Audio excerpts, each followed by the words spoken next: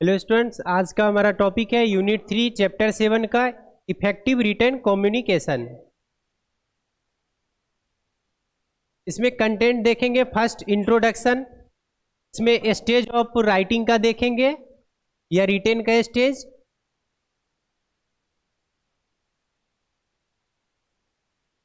A written communication means the sending of message, orders or instructions in writing through letters, circulars, reports, telegrams and bulletins। पहले retain का मतलब समझते हैं। Retain भी एक communication का मीडियम है। जैसे कि हम बोल के करते हैं तो वर्बल, रिटेन भी वर्बल में ही आएगा क्योंकि दोनों में वर्ड का यूज होता है। ठीक, तो इसमें रिटेन कम्युनिकेशन का मतलब बताया गया means the sending of message, orders या instructions in writing through letters. Letter के माध्यम से हम अपने मैसेज को, ऑर्डर को, इंस्ट्रक्शंस को कम्युनिकेट कर पाते हैं। फिर है सर्कुलर्स, ये भी एक फॉर्म का लेटर ही आता है। फिर रिपोर्ट, टेलीग्राम और बुलेटिन्स के माध्यम से अपने रिटेन कम्युनिकेशन को कम्युनिकेट करते हैं। It is a formal method of communication and is less flexible. Formal method, और एक होता है इनफॉर्मल और फॉर्मल। तो फॉर्मल मेथड क्या होता है, ये ऑफिशियल टाइप में यूज हो रहा है। ठीक, जैसे कि कोई भी अगर लिखित में दे रहा है तो वो क्या हो जाता है, फॉर्मल में आ जाएगा यहाँ पे, और ये लेस फ्लेक्सिबल होगा। जैसा ऐसा नहीं जो लिखित वाला को फिर काट के बदल नहीं सकता है, बोलने वाला तो फिर बात बदल देगा। ठीक, जो लिखित में देगा वो नहीं बदला जाएगा। फिर अकॉर्डिंग टू बिलो, बिलो के अनुसार 1981 में writing is a kind of magic. Here magic means the process of transforming the abstract sounds into concrete scripts. बिलो के अनुसार बताया गया है राइटिंग एक प्रकार का मैजिक है। Here magic means the process of transforming the abstract sounds.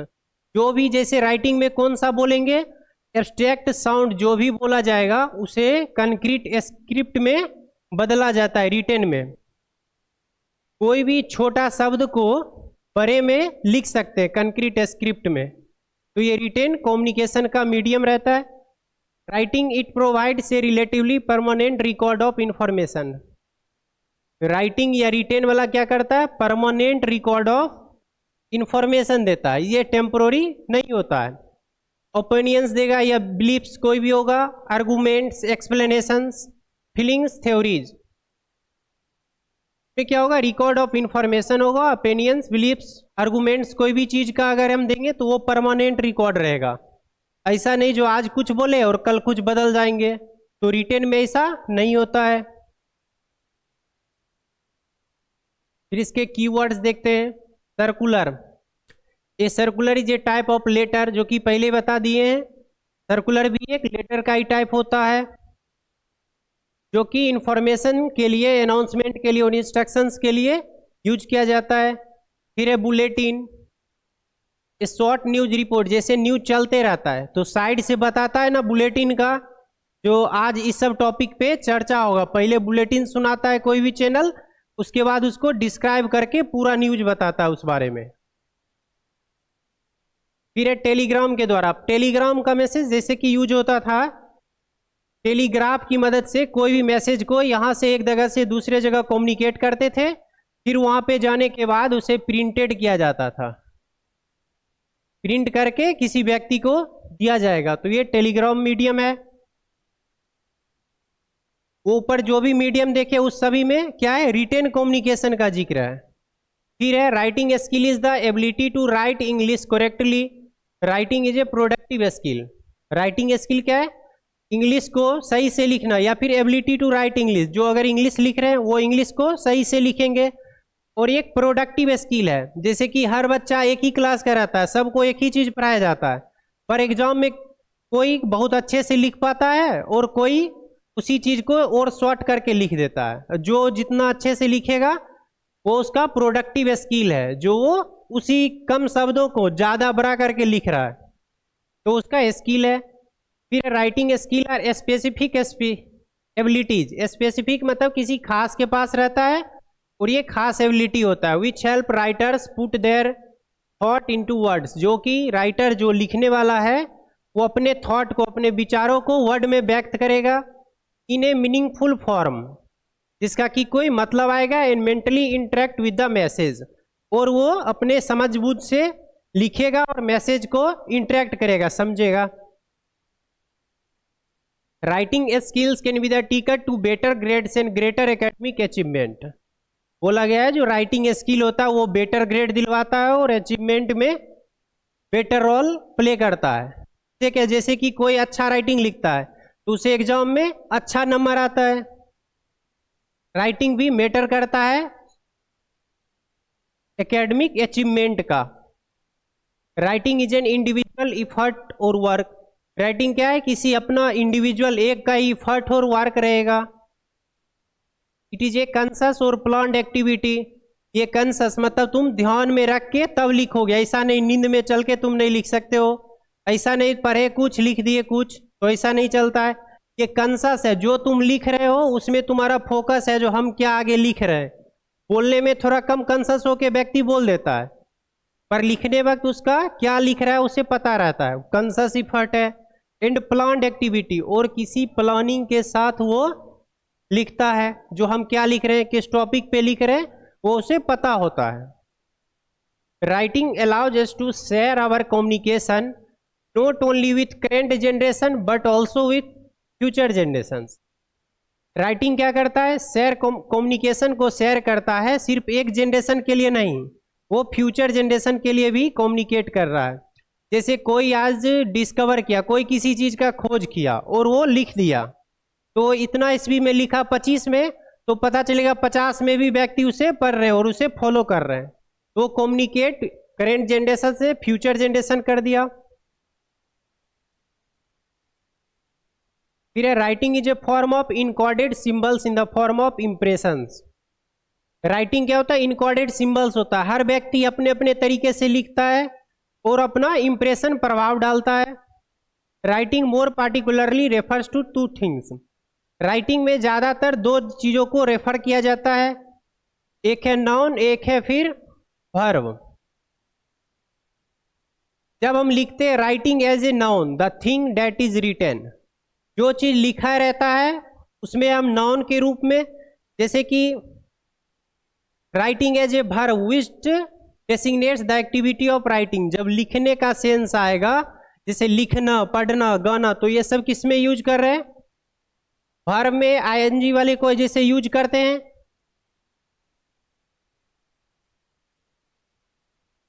फिर नेक्स्ट है Tompkins and Hoskisson 1995 provide 5 stage of writing process. Tompkins और हॉस्किसन नाम के दो डिस्कवरर थे जो कि 1995 में प्रोवाइड किए 5 राइटिंग प्रोसेस का, जिसका कि फर्स्ट प्रोसेस है pre writing, second drafting, third revising, fourth editing, fifth presentation. अब फिर वन बाय वन इसे देखते हैं। फर्स्ट है pre writing. Pre writing is the stage of getting ready to write. Pre writing मतलब हम लिखने से पहले जो क्या, गेटिंग रेडी टू राइट, हम तैयार हैं अब लिखने के लिए, तो वो प्री राइटिंग स्टेज है। In this stage student chooses a topic and organize idea of writing.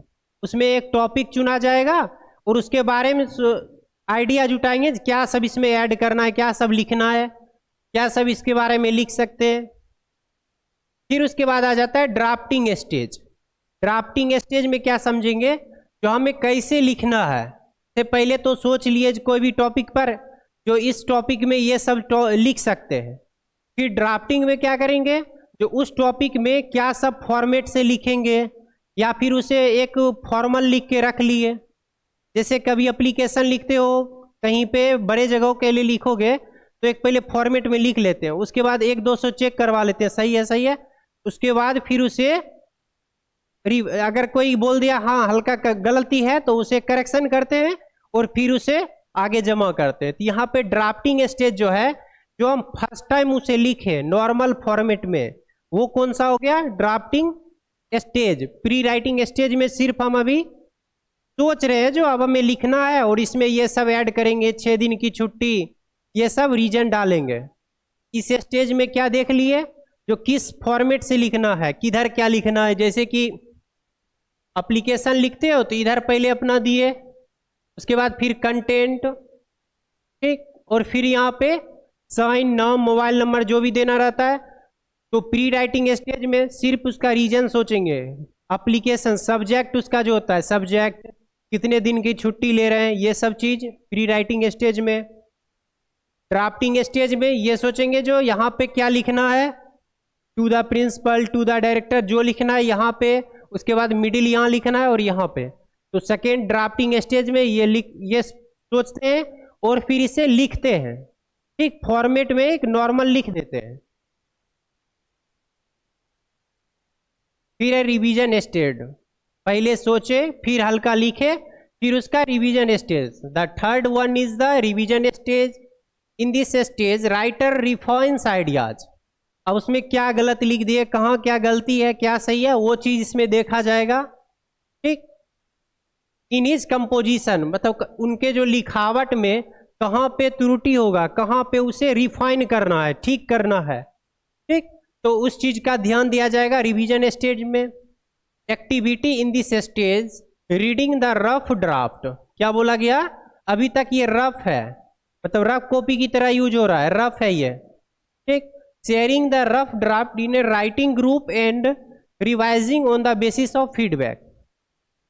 क्या बोला गया, ये जो रिवीजन स्टेज में क्या होगा, दूसरे को पढ़ने के लिए देंगे, वो व्यक्ति जो करेक्शन बताएगा फिर उसके हिसाब से एडिट करेंगे, नीचे एडिटिंग स्टेज है आगे, ठीक। तो रिवीजन स्टेज में किसी को दिखाएंगे या खुद से भी एक बार पढ़ेंगे, जो गलत लगेगा उसे मार्क कर लेंगे कहाँ क्या गलती है। फिर है fourth editing stage. The editing stage is the stage of putting the piece of writing into its final form. Editing stage क्या होता है, stage of putting a piece of writing. इसमें जो भी हम लिखे हैं उसे फाइनल फॉर्म में ले जाएंगे, ठीक। The writer moves through various activities in this editing stage. इसमें क्या करता है, जो लिखने वाला राइटर है वो बहुत सारा वेरियस एक्टिविटीज करता है एडिटिंग स्टेज में। जैसे कि किसी का ग्रामर मिस्टेक हो, किसी का वर्ड मीनिंग मिस्टेक हो, ठीक, कोई सिंटैक्स मिस्टेक कर दिया हो, ठीक। तो जो भी जिस टाइप का भी करेक्शन है सब किस में होगा, एडिटिंग स्टेज में। Now the final draft is ready. इससे पीछे वाले रिवीजन में क्या था, रफ ड्राफ्ट, और इसमें क्या आ रहा है, एडिटिंग के बाद फाइनल ड्राफ्ट रेडी हो जाएगा।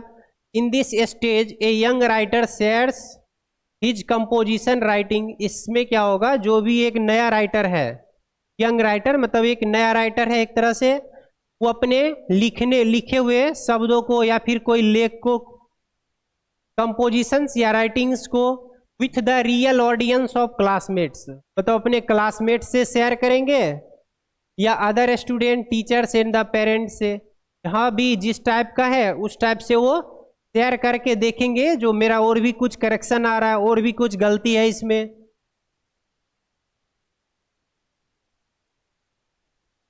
लास्ट आ जाता है प्रेजेंटेशन स्टेज। पहला क्या देखे थे, प्री राइटिंग स्टेज, इसमें कि लिखने से पहले सोच रहे हैं। सेकेंड क्या था, ड्राफ्टिंग स्टेज, उसका रफ डायग्राम ले लिए, कैसे कैसे लिखना है, क्या क्या टॉपिक ऐड करेंगे। उसके बाद फिर आए रिवाइजिंग, ड्राफ्ट बन गया, फॉर्मेट बन गया, उसके बाद उसमें क्या करेक्शन आएगा, रिवाइज किए, ठीक। उसके बाद फिर फोर्थ एडिटिंग में आए, तो एडिटिंग में जो करेक्शन था उसे करेक्ट कर दिए। उसके बाद फिफ्थ है presentation stage. In a general sense the presentation stage refers to the phase where information is actively communicated to an audience. इसमें क्या बताया गया, ये लास्ट है, एडिटिंग हो गया, फाइनल ड्राफ्ट बन चुका है, अब जो एप्लीकेशन है ओरिजिनल फॉर्मेट में उसे जाके जमा करेंगे, ठीक, सब कुछ सही है उसमें।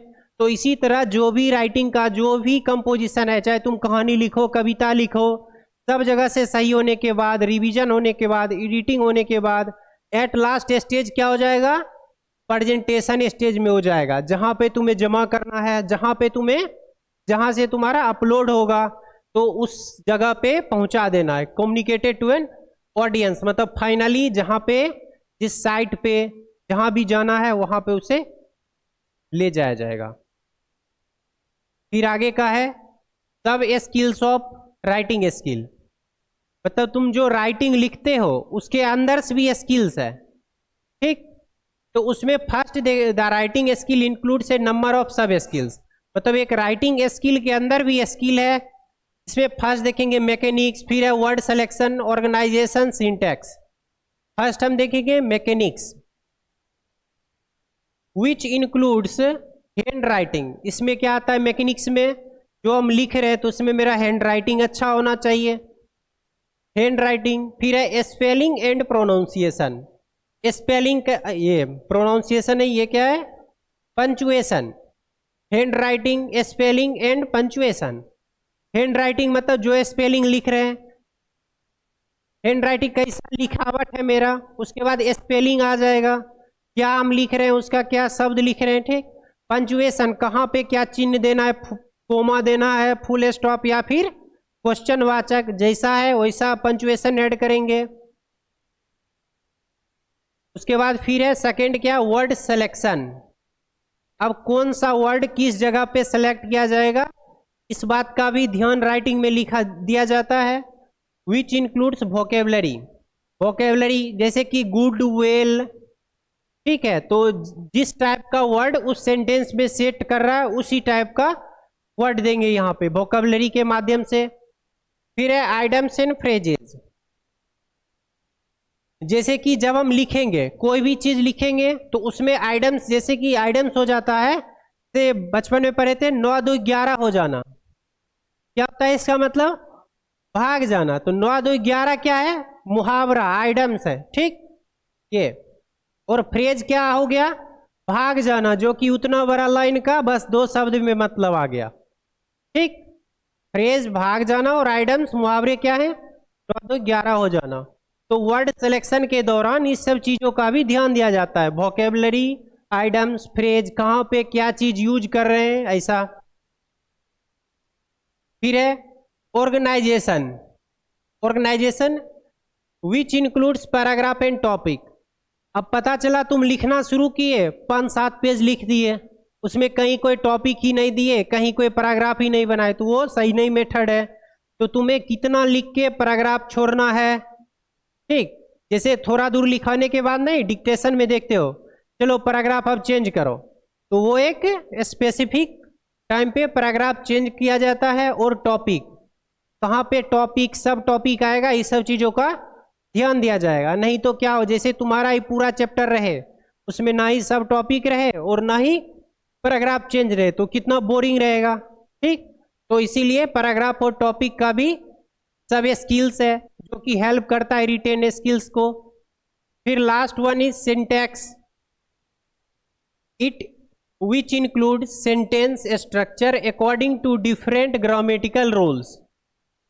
सिंटैक्स क्या होता है, इसमें रूल बताया जाता है तुम सेंटेंस को कैसे अरेंज करोगे। नॉर्मली क्या होता है सेंटेंस में, पहले सब्जेक्ट, बीच में वर्ब, लास्ट ऑब्जेक्ट, ठीक।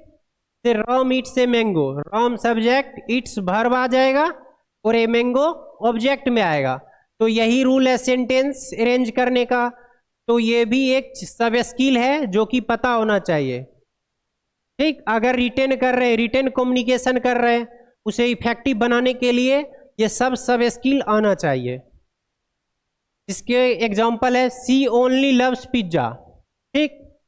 और ये क्या है, ये सही सेंटेंस है। और अगर ऐसे लिख देंगे ओनली सी लव्स पिज्जा, तो ये सेंटेंस ही गलत है, ठीक। तो यही सिंटैक्स का मतलब हो गया, सही से यूज करना, सब्जेक्ट, ऑब्जेक्ट, वर्ब, एडजेक्टिव जो भी आ रहा है सेंटेंस में उसे सही से यूज किया जाएगा। हो गया। फिर हम अगले क्लास में इसी चैप्टर का सेकेंड लेक्चर लेंगे। Thank you class.